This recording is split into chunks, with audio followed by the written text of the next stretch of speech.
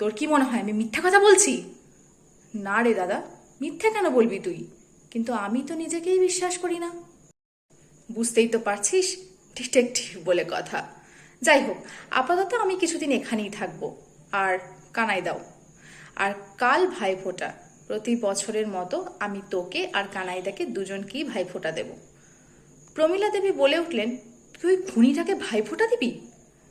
Mrs মিত্র বললেন, ওই যে বললাম, এখনো কিছুই প্রমাণ হয়নি।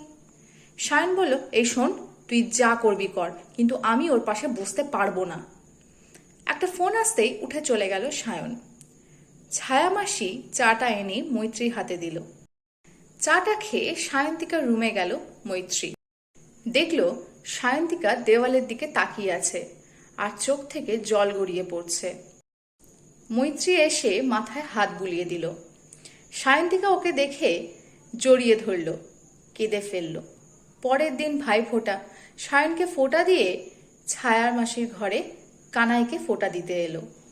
দুদিন বেশ ভালোভাবেই কাটল। একদিন সকালে হঠাৎ হইচইতে সবার ঘুম ভাঙল। সবাই এসে দেখল সায়ন কানাইয়ের গলা টিপে ধরেছে। মৈত্রী এসে সায়নকে ছাড়াতেই সায়ন চিৎকার করে বলছে, দেখ দেখ দেখ দেখ, তোরই কানাইদা আজ নিজের মাকে মারতে যাচ্ছিল, দেখ। মৈত্রী দাদাকে চুপ করিয়ে ছায়ামাসিকে কিছু ইশারা করলো আর সবাইকে বলল, তোমরা ড্রয়িং রুমে যাও, তোমাদের সাথে কথা আছে।